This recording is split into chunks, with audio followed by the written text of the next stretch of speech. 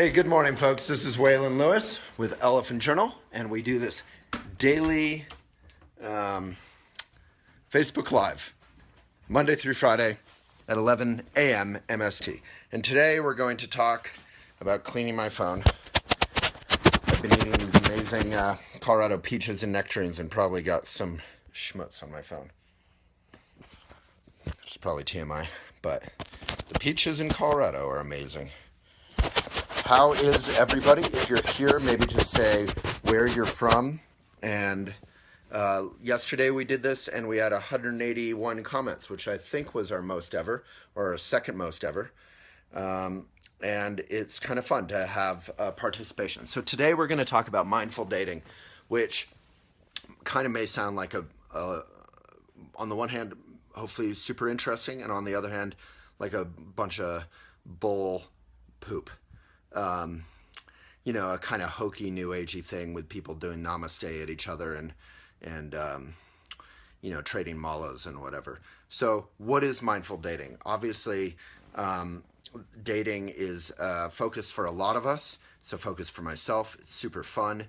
It can be really hard. There can be a lot of games being played, so it feels really insincere.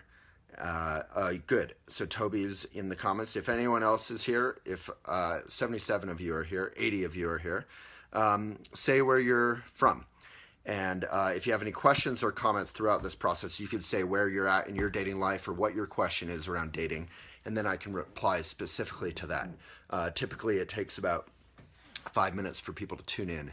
So I'm just going to set it up. Basically, dating has tons of games. Texting is really great for dating, but it's also, really insincere, and there, people don't reply or they say weird things. And then there's Tinder. We have a lot of blogs on Tinder, on Elephant, mindful Tinder use and other. Toby maybe could find a Tinder article that I've written and put that in the comments. And then we're also going to talk about MeetMindful, which is a mindful dating site that we work with at Elephant and that I'm on, and that, they're sort of trying to explore, can dating be simpler, and can it be based on not just attraction, but some sort of deeper chemistry or genuine relationship. So, Adam, I can't answer you on that, maybe because I haven't shaved and I'm wearing a trucker hat, but not a super funny comment. I was just in Vermont, and people are actually strung out on H, and it's really sad. Unless by H you mean like hash browns, in which case I'm guilty of that. All right, so yeah, maybe say where you're at in your relationship. Yeah, blessedly, mindfully married from Patrice in Ottawa.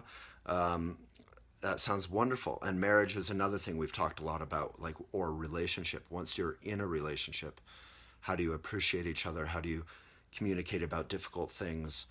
Do you need to be compatible, or can you be very different, or both?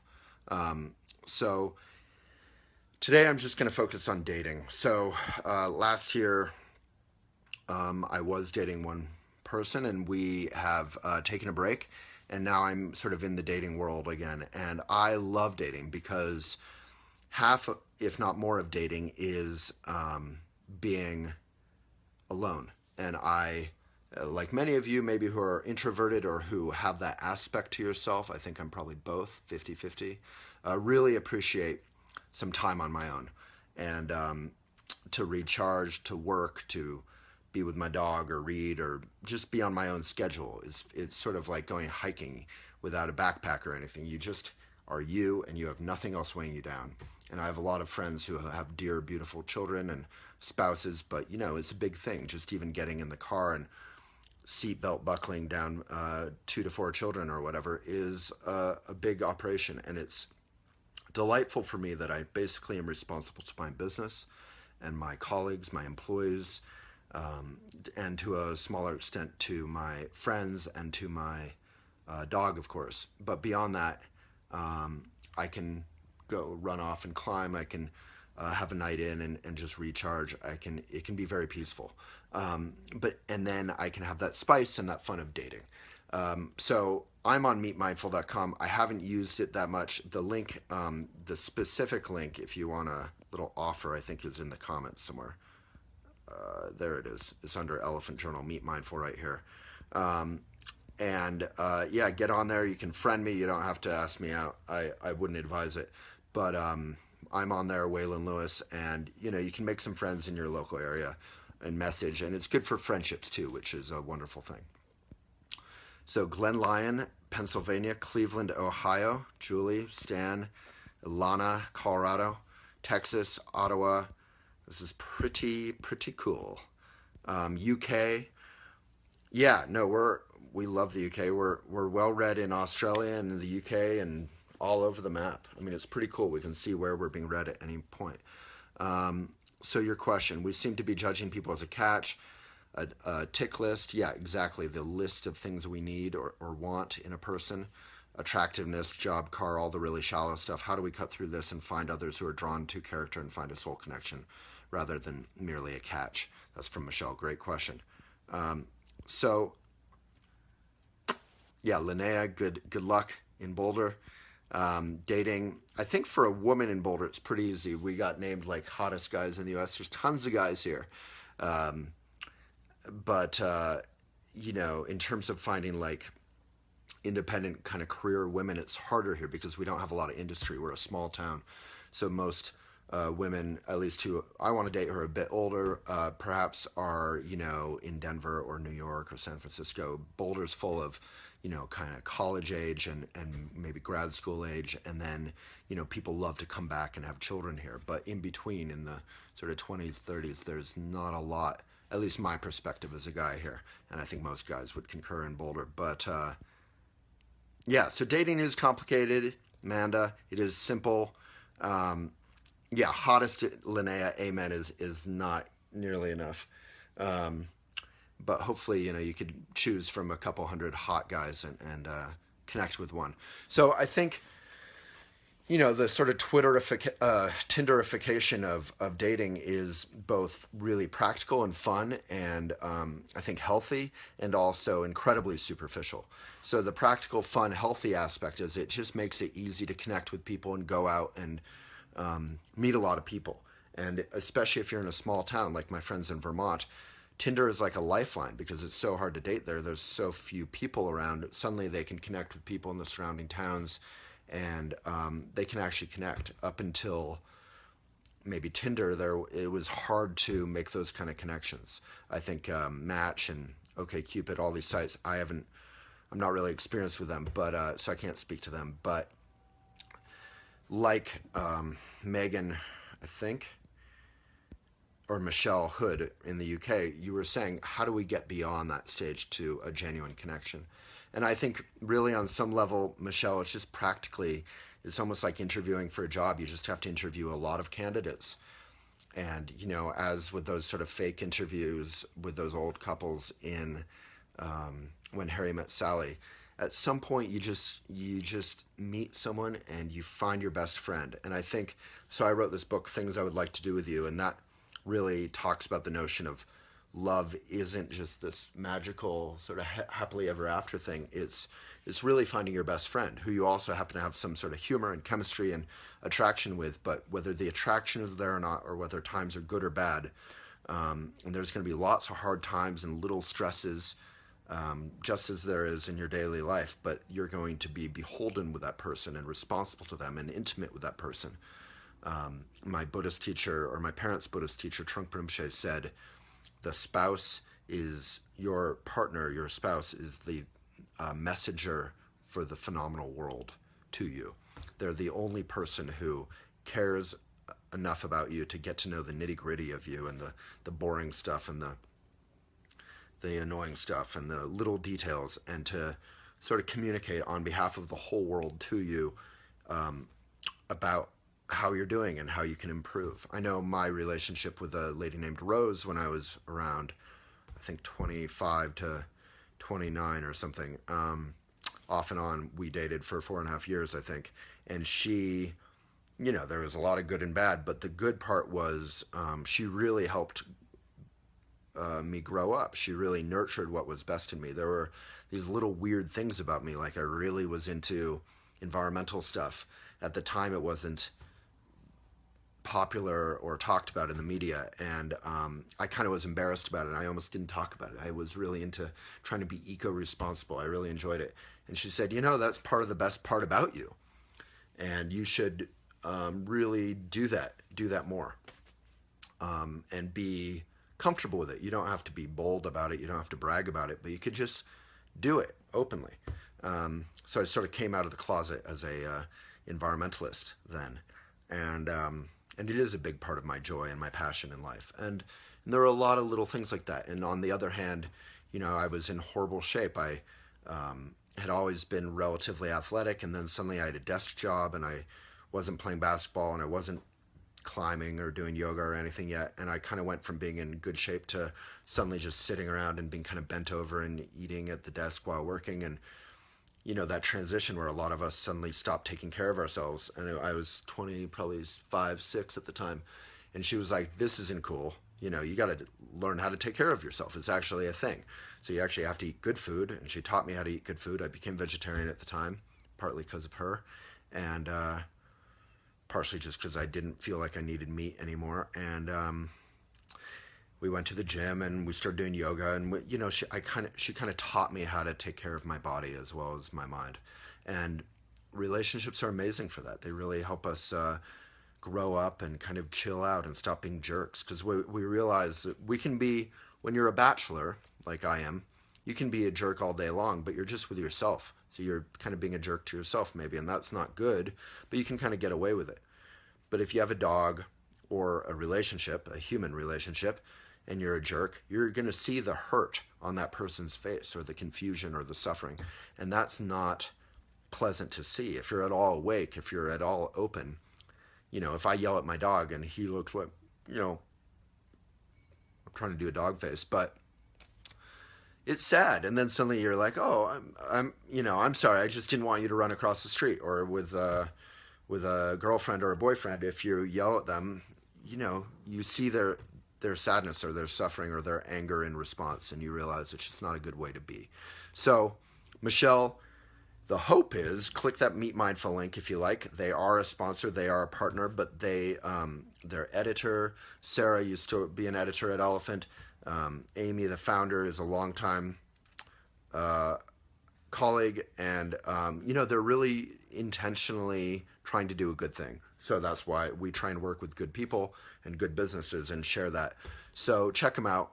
And at the very least, you can just say hey to me. And again, you don't have to ask me out. I wouldn't recommend it. But it is a community of like-minded people trying to connect in a heartfelt, genuine way that isn't all about looks. Although, of course, looks and attraction are part of it.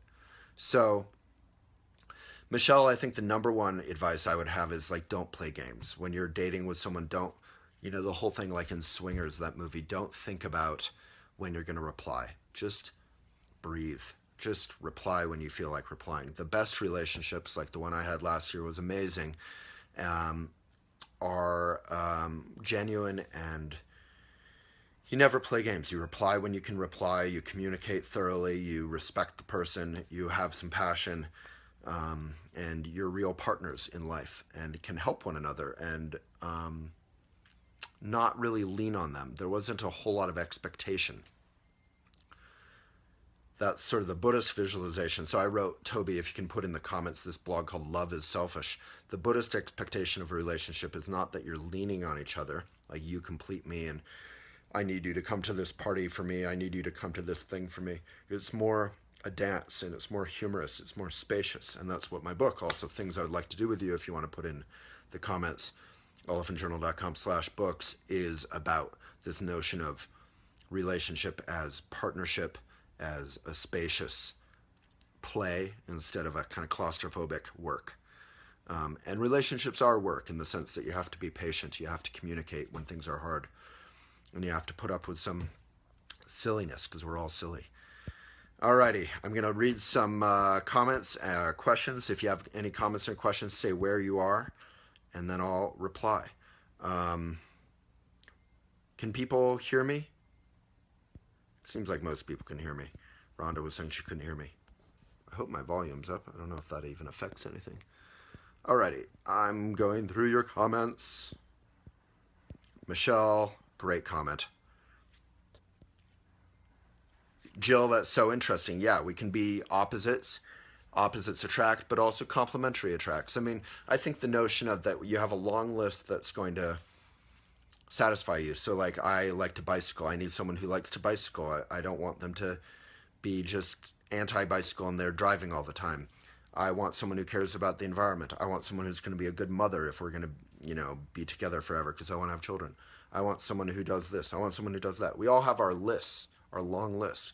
And then all of that just falls away when you meet someone who you genuinely connect with.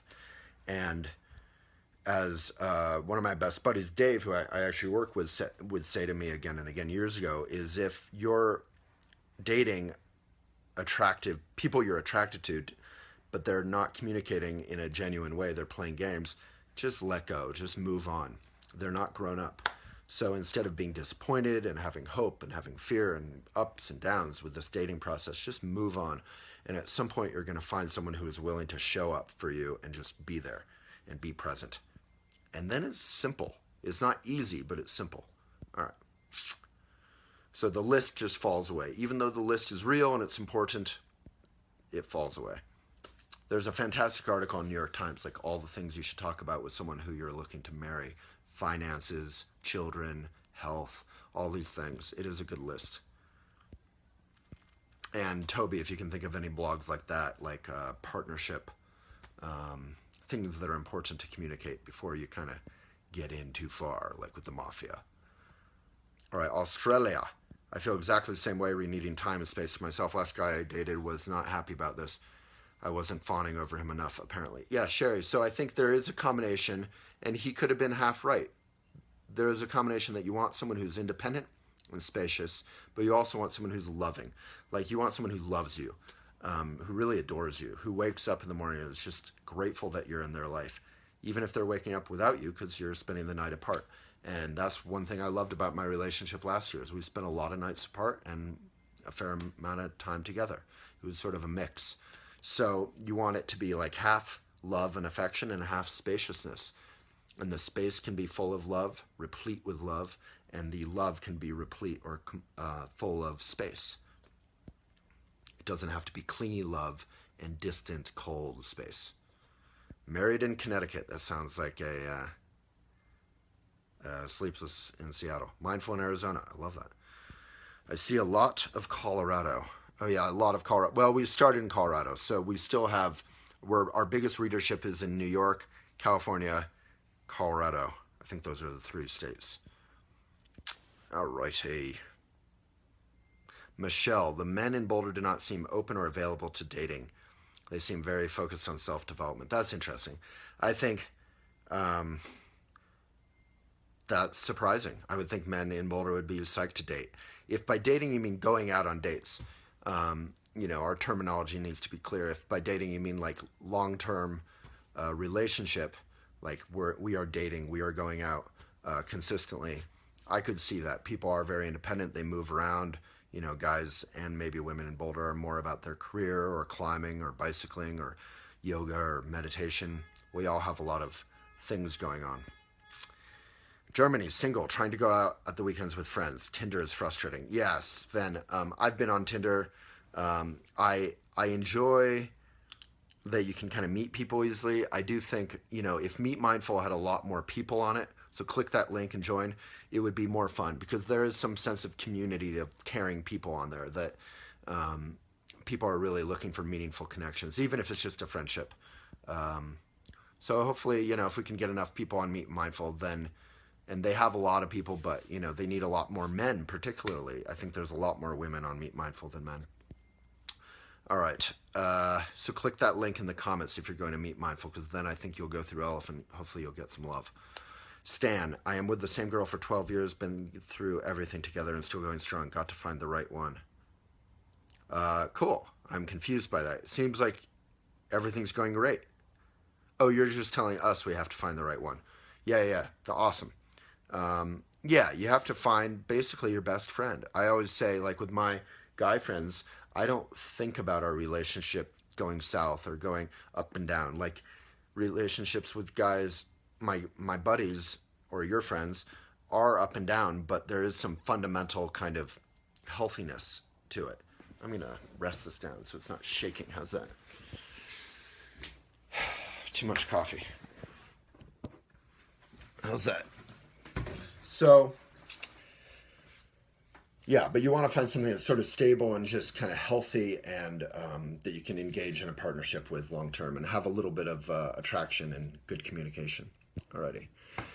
Hayden Hatcher joined. It tells me whenever my friends join randomly. All right.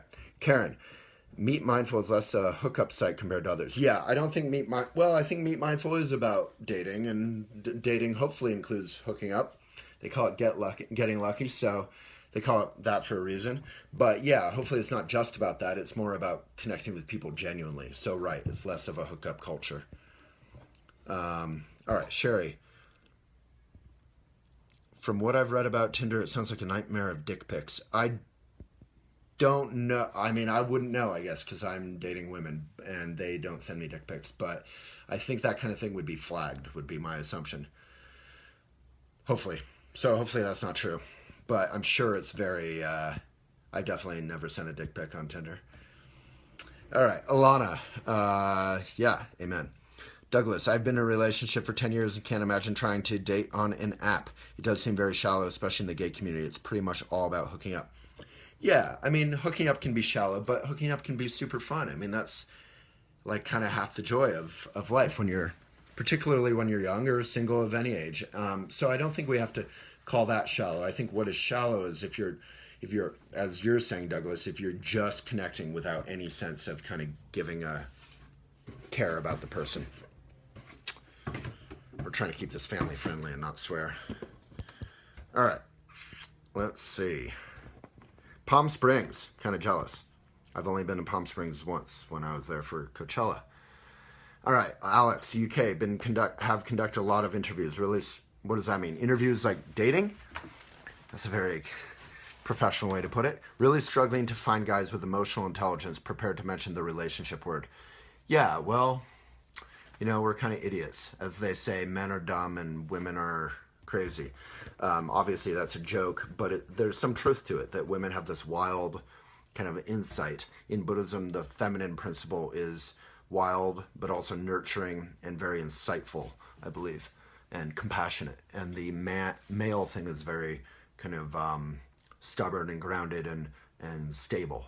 And these are cliches, obviously. We all have both. We have, in Buddhism, you're thought to have both feminine and male principle to different varying degrees. We're all sort of transgender to varying extents. Danny, chapter 7. Oh, you're reading Things I Would Like to Do With You.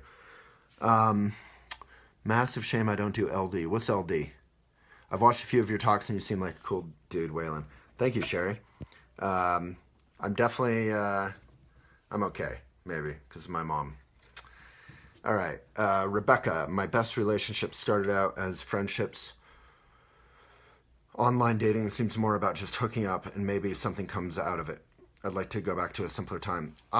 Maybe I'm alone here, but I think the more tools you have, whether it's MeetMindful, Tinder, whatever, great. It's the way you use your tools. So you can use Tinder to find not just, if you're looking for sex, that's one thing, but sex, I did a video, maybe Toby, you can put that in the comments. Sex itself should be an exchange of humor and love and kindness. Not love, but like caring and passion, and sex shouldn't be thought of as being shallow. And anything that's going to help people connect, I think that's fantastic.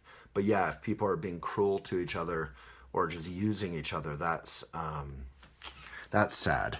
That's cruel. That's not cool. I mean, if you're using people in a, that gets into kind of like a little bit pushy and rapey, and that is definitely not obviously mindful or helpful in any way. Hayden, thank you. Yeah, I've worked on my dog face. I've worked on my Redford voice. Redford's my half hound dog. Well, hello. I would love that bone. That's kind of it. Now I'm embarrassed. Michelle, very few options on that site outside of the Boulder area from what I can tell. And I've been on that website for quite a while and have only gotten a few inquiries. Michelle, yeah, probably I would agree.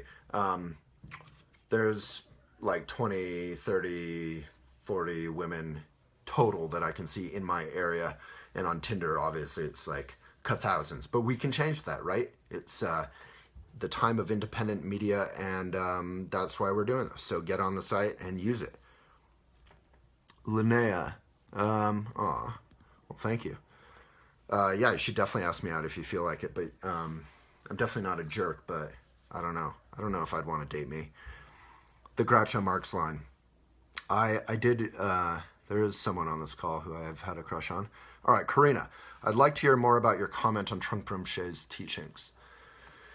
Yeah, so he had a lot to say about relationships, which was interesting because he dated like crazy, even though he was married. So, you know, marriage is this institution that is half crumbling, but we still all want some stability, maybe in partnership, maybe children, maybe. It's an interesting time where marriage is no longer the sort of almost arranged marriage that you do when you're in your 20s, and then you're kind of stuck in it for better or for worse. Divorce is no longer a shameful thing, and I think that's fantastic. We always bemoan the high divorce rate, but on some level it's healthy. It's people who are in relationships that didn't work out, just letting go and moving on and getting a new life, and there shouldn't be shame in that. What there should be shame in is promising to do something for life and then kind of just tossing it out. Relationships do take a lot of listening and a lot of growing up, and we're in a fast food culture, and relationships are not really meaningful. Relationships are not fast food. They're like a, you know, they're like a slow food. You know, you have to cook, you have to prepare, you have to even maybe grow your own vegetables, and then sit down and eat it. And that's all fun, but it's a lot of work. All right, Alana, yeah, we broke up last year because she had just got out of a 10-year relationship, and we met a month later. So she was really going through a lot of kind of letting go and emotional stuff around that for the entire 9 months that we were dating. So at some point it just felt like I think pushed for it a fair amount, that I love being single, and I just pushed her to really embrace being alone, and that's a great way to kind of be able to process that stuff. She wasn't getting through it. And, you know, I think we're still on some level interested in each other and serious about each other, and it was a good relationship, but I think she needed the space, not being in a relationship, to process some of what she'd come out of. So hopefully that's not too personal, but I tend to be somewhat open about stuff.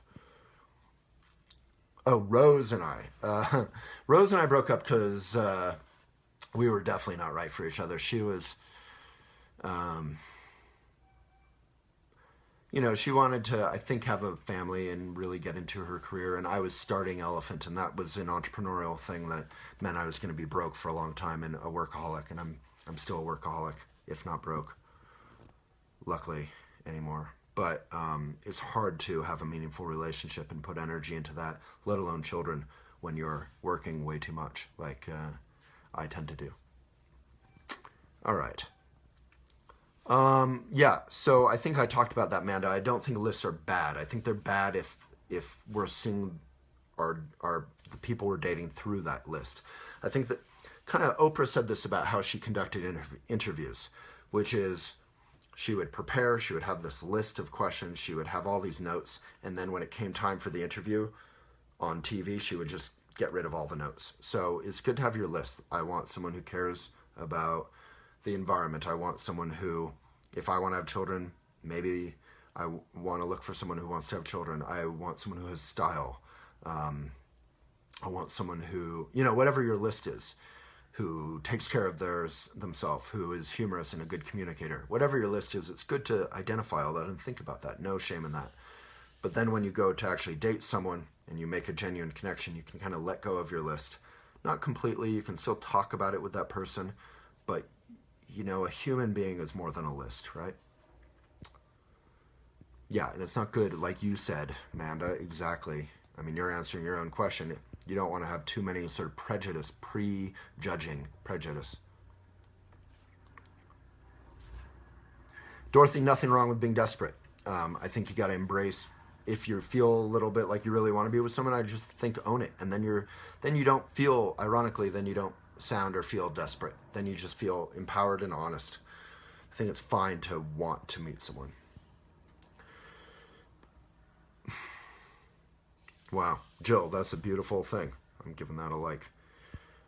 My husband encouraged me to make a list to figure it out what I wanted, and I did, and he fell in line with it, and I was shocked.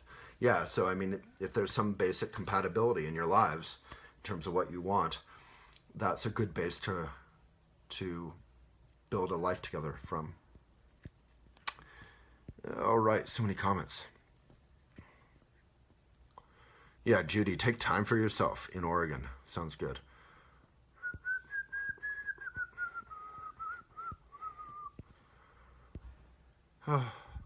So many long comments. I'm feeling very shallow today.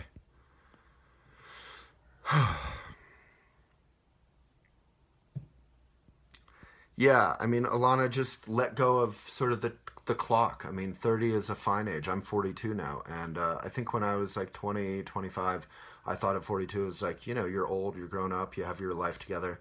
And now that I'm here, I don't feel that old.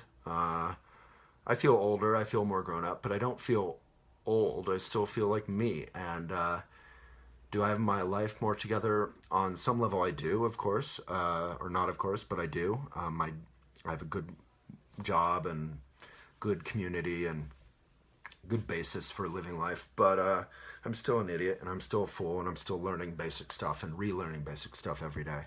So don't put a big biological clock kind of pressure on yourself. Obviously, if you want to have children, there's some, you know, you have to acknowledge that at some point you want to get your ducks in a row, but you can certainly go beyond 30 if you want.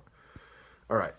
Do you think a friend with benefits relationship become a real relationship with time? Yeah, I think, Brinia, from a positive point of view, a friends with benefits relationship is almost ideal. As long as you're both respecting each other, if the basis of your relationship is friendship with a spicy side dish of passion, that sounds fucking awesome. On the other hand, often the friends with benefits thing is like, I kind of like you, I'm sort of attracted to you, I'm not finding anything better, so let's have sex. If that's what it is, probably not. So there's this beautiful thing I read in the New York Times. It was this like 85-year-old couple celebrating some wedding anniversary, and they asked the guy, what's the basis for your love? You're both clearly still in love with each other. What's the basis for that? How does that work? How do you do it? And he said, I wake up every single morning pleasantly surprised that my wife has chosen to be with me, and I admire her. And I love that notion of admiring the person. It's almost like implies there's still some distance, not bad distance, not separation, but spaciousness within that relationship, that you can look at someone and just admire how they dress or how they laugh or how they garden or how they cook or how they respond, how they order food in the restaurant. Recently I was in Halifax and I went out with my friends Kyle and Kristen, who are married and have a little kid. And maybe from their perspective, I mean, I'm sure they feel like they're rocking life, but you know, from their perspective, they have a kid and it's a lot of work and everything's messy and they're maybe moving around.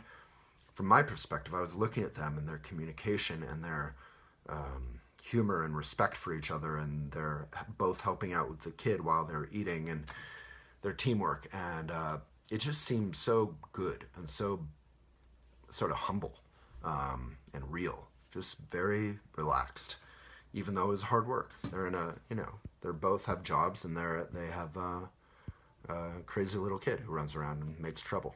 Super cute. Anyway, I think often this love isn't this sort of rom-com love. It's this very sort of slow foodie kind of basic kind of love. How many dates do I wait? How many dates do I wait for if I feel no chemistry after the first few? Dorothy. I mean, if you feel like you're attracted to the person potentially and you like who they are, I would give it time. Often, if you're dating someone and you don't feel chemistry, it could just be because they're sort of introverted and shy and nervous. I've always said I'm horrible at first dates. because I'm sort of nervous. I haven't settled in yet and connected. And obviously, some first dates are great and go well, and they're genuine from the get-go, and it just feels good. But people are nervous, so give them time and be kind. Often the whole nice guys always lose thing is sadly true, and often nice guys aren't that good at dating. Maybe they're nervous. So give it a little time, but only if you basically could see yourself being attracted to them and you like who they are. All right. Have a good high bar for yourself. I'm a single mom, Kara, in Omaha, Nebraska, who's been dating a lot over the past few years. I tend to make a list, but I met someone about a month ago who doesn't actually meet my list, but the soul connection, the communication is there. We clicked instantly. How do you work around them not meeting all your standards? Well, I think without you being more specific, sadly, I can't really answer that. Because there's important things on the list, right? Like, they're kind to animals. They're not a jerk to waiters and waitresses. They can make a living for themselves. They, whatever is on your list. There's some basic stuff, and you probably need to have that kind of stuff. But if it's sort of like, there's always going to be trade-offs. I think you just got to prioritize. Like, this is the stuff I have to have a sense of humor with this person. This is the stuff I have to keep. It's kind of like spring cleaning. Like, what do you need to keep, and what can you kind of let go of? So I guess that would be my answer. It sounds like if you have the soul connection, the communication, you have the respect, you have the love. It sounds pretty darn good, right? But it depends what those standards are. So you could say more if you like. Lovsa. And some people aren't interested in the classic monogamous cohabitational style of relationships. So some of the challenges around finding prospective partners who want intimate, meaningful, and loving relationships can be challenging. Lovsa, amen, and really well expressed. I think many of us don't want the monogamous cohabitational style of relationship. I think on some level I do, as long as I'm cohabitating with some space, because I want to have children and all that. But I have joked, like with my last relationship, it would be great if we had kids and she had a house a block away. That sounds pretty cool to me. Because so that you're close enough, the kids can run back and forth, but you still have your own kind of situation, and you're not arguing over dishes or, you're still responsible for your stuff. Anyway, the cool thing here is it's a free country, right? Hopefully, wherever we live, you can just figure this out for yourself.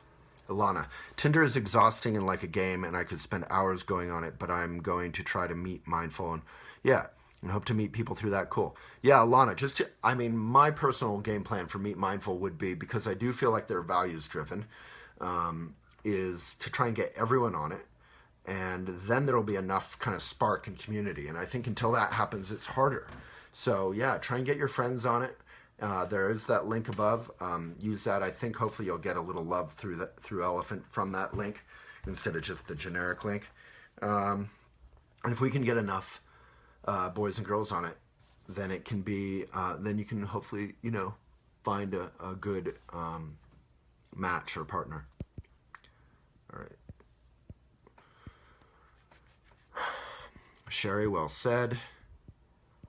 All right, if I've missed your comment, I am skipping some, like the long ones, just because I'm shallow today and tired, because our video was like an hour and a half yesterday. What do you do when your partner is emotionally unavailable? If they're fundamentally that way, I would break up. If they're just going through a hard time and they're emotionally available, give them space, talk to them, encourage them to open up. Not out of a sense of guilt or whatever, but just that they can talk and you'll listen, that you're there for them. If they're fundamentally emotionally unavailable all the time, that's tough. That's tough stuff. Hello, my name is Redford, and I'm a half hound dog. Chelsea, who's my crush? Oh, it's, yeah, well, she knows who she is. I have lots of crushes. All right, Rhonda. It's definitely good to get away from unhealthy situations and marriages. In a contract, it's a mutual agreement. Right, well, a contract, hopefully, well said. Rhonda, I'm going to agree. Hopefully a contract is also a mutual agreement. I love how enlightened and sensitive I am, and would definitely love to grab coffee with you. I'm in Boulder anytime. Friends being the goal, and if more happen, then cool. Awesome, well, thank you. Meet me on Meet Mindful. All right, Alana, Danielle. Oh, wow, that's a lot to handle and makes sense. I don't know what I said. Good for you. Oh, with Rose, yeah. She was older than me. She was in a different place in her life, and she's happily married to an amazing guy. I got to stay with them, and they have a kid, and I'm super happy for her. She's an amazing Buddhist translator. Robin, I met my husband in a drug rehab in 1988. We're still sober and happy. Fantastic. My daughter met her husband on Match.com. Yeah, nothing wrong with these sites. Good connections can happen. It really depends what people's intentions are, right? And they're happy and just had their daughter 6 months ago. Oh, congratulations. Everyone should give you some love. It's sort of symbolic and meaningless, but it's also kind of sweet. Let's give her some likes. My son married a woman a bit older than him, but 3 kids, and they're going strong. You're right, Waylon. No matter what, it takes a lot of work. Peace. Good for you. Yeah, there's nothing better than really just being able to kind of create a good basic life. Whether you're alone, which is fantastic. I love being alone, or in a partnership. And that's really what life is about, that we can create a good, stable life and that we can be of benefit to others. Sherry, what is your view of a woman who is perhaps a little old-fashioned? I like it so far. In terms of not wanting to just jump into bed with anyone. Yeah, that's fine. Of course. That is needing to genuinely know a person and to feel a connection with them, as well as to see potential and to feel this reciprocated, all things which take time to establish. Are women like this now out of running because everyone is hooking up on Tinder, etc.? I mean, I can't speak to the kids because I'm not on Tinder like hooking up, but I am on Tinder like dating. But I haven't found it a super fun experience. I think there's a lot of deception on these sites, and so then you meet someone and you're like, oh, this is who you are. It's not quite exactly how you pitched yourself. So I would encourage everyone on there, on MeetMindful, hopefully, but on Tinder, Match, OkCupid, whatever, if you are on an online dating thing, to pitch yourself in a very straightforward, honest way. And then you're going to get people who are actually looking for you, not looking for your notion of what is a better you. So yeah, Sherry, there should be no rush. And anyone who pressures you to have sex, I mean, it's fine to sort of say, I want to have sex, you're gorgeous, and you're both kind of like horny for each other. That's fun. We don't need to litigate everything. But if there's like a weird pressure to have sex, then move on to someone else. Yeah, I mean, I'm dating. I mean, this comes up all the time. Like, sometimes you just feel like getting crazy, and it's so fun. And sometimes, sometimes it's more of an old-fashioned dating process. And both are great, as long as there's no kind of aggression or pressure. Sarah, what are your thoughts when a partner can show up and be open and vulnerable? Sounds good, but their maximum is only to the lowest level of their partner's ability to be open and vulnerable. Does that work? How do you create a space to increase the opportunity for a partner's openness and vulnerability increase without changing them, of course? That's complicated. I mean, I think basically I would stop measuring their openness and vulnerability. I would just say they're doing what they can do. And, it's like if they're starting from here and they're getting to here, that's a pretty big jump. And if you're starting from here, openness and vulnerability wise, and you're going to here, that's a smaller jump. So give them some credit for the big jump. Not to bring math into the whole thing, but, we can be generous. But at the same time, if they just really can't be that open and vulnerable at some point, maybe it's not a good fit. So that was a totally useless answer. Alana, did you grow up in Colorado and Boulder? Now, yeah. I have an event focused on launching MeetMindful, and we can all meet here in Colorado. Yeah, they did an event in Denver. My problem with singles events is, and I can't judge their event because I didn't go, but I don't even want to go to a singles event. That's not how I meet people. It feels desperate. I meet people in a more organic kind of community way. So yeah, it would be super fun. Maybe MeetMindful could join one of our events, and people could come and meet one another without the pressure of having to sort of, date. All right. Patrice, healthy self-esteem is super attractive. Right. If you don't feel like you're attractive enough on Tinder or any of these sites, then focus on taking care of yourself. And if you like yourself, Maitri, It's a blog I mention almost every time. Toby, maybe you could put one of those My Tree blogs in the comments. If you like yourself, that's super attractive. If you have a sense of humor. I have a friend who is maybe less than conventionally attractive, but she's super attractive in her own way, as we all are. But she really is, because she really has joy and humor and insight in every moment of life. And honestly, that's what you have a crush on. When you have a crush on someone, it's not just because they're hot or whatever. Maybe you do in elementary school or something, but when you grow up a little, you have a crush on them because they have something going on.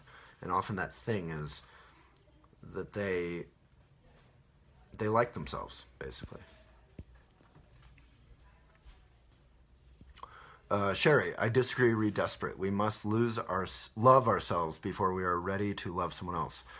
Loving ourselves is a very rich and rewarding thing. A person who is not centered within themselves is at risk of choosing a person who is not well suited to them. It doesn't sound like we're disagreeing. I was saying the only problem, sort of like FDR with fear, the only thing that's wrong with being desperate is not owning that you're desperate. Some of us really want to connect, and that is okay. And you can just acknowledge that to yourself and say, I really want to connect, and show up fully. Here I am. I really want to connect. And that's not desperate. That's owning it. And obviously, if you're being desperate without owning that, then you're going to be desperate in an unattractive, kind of uncentered, unhealthy way. Unhealthy for yourself and unattractive to others. Daniel, should I get back with my girlfriend? We kind of went apart years ago. I'm a changed person. I'm more mature and understand things better now. How should I go about it? Should I say hey back? She has a special place in my heart. Yeah, of course. There's nothing wrong with reaching out as long as your relationship was founded on kindness and there wasn't any kind of abusive anything going on. If there was, I would just let it go, move forward. But there's nothing in your comment that makes me think that. But yeah, I mean, there's nothing wrong with trying to reconnect. And that sounds great. If you have some hesitation that you're not saying why, feel free to leave more in a comment and I'll respond. Peterborough, Ontario. Andrea, we learned that she and Bill pay hefty taxes, thereby contribute. What? I have no idea what you're talking about, Andrea. I think you're in the wrong conversation. We'll talk about that tomorrow. Jennifer, I'm 40 and in the last few years everyone has gotten married and started families. Yeah, totally. 20s and 30s were going to weddings every weekend, and now the 40s are like, I'm literally bringing friends lunch in like 10 minutes right after this video, who just had a baby. So I'm bringing them 2 lunches because they just had a baby like 5 days ago. All right. I'm 40 in the last few years. Everyone's gotten married and started families. It's been tough on me. I struggle the most with keeping the faith. There is a partner out for me. Any suggestions on how to keep the faith?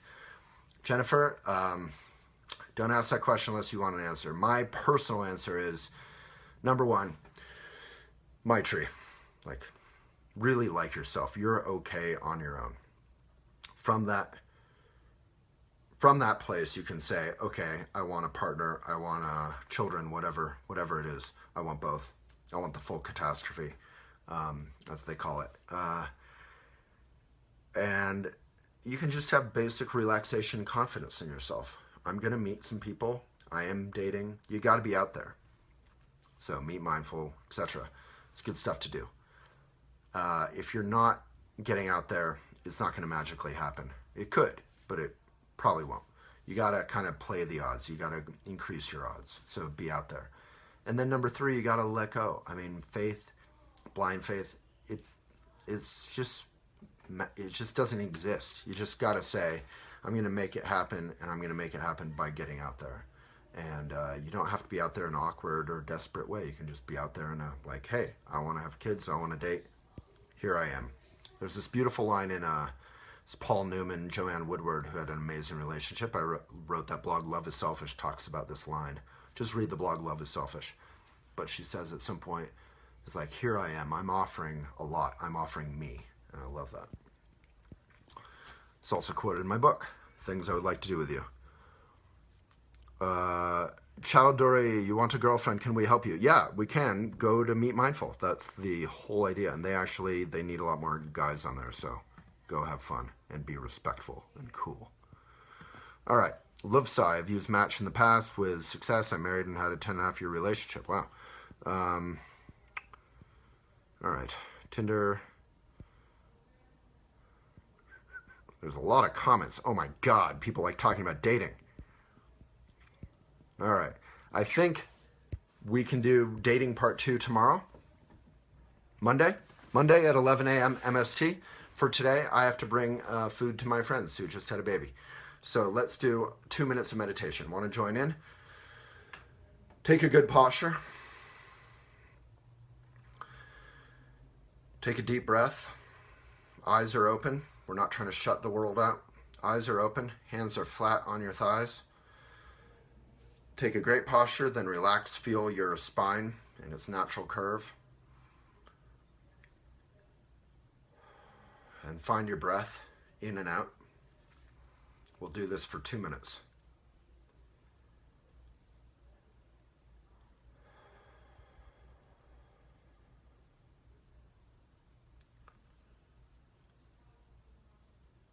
Breathe in and out.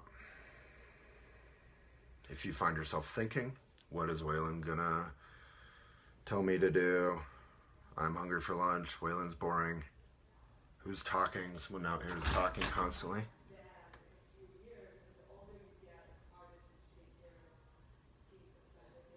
Just like nonstop. We're in an office and people are just blabbing.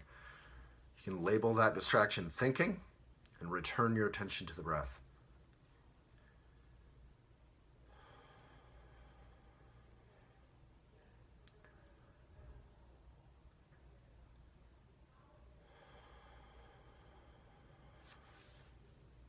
So if you find your body starting to open up and relax, that means you're actually coming back to the present moment. So the breath is sort of the substitution here for the present moment. So place your attention lightly on the breath in and out.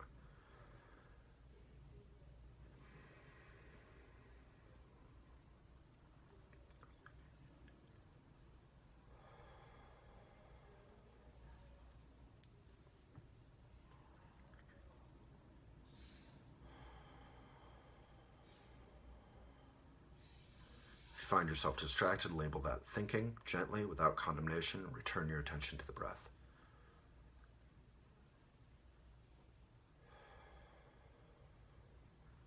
Meditation is not boring stuff. Meditation is what will enable us to be present in dating, available, open, strong, grounded, and to make friends with ourselves.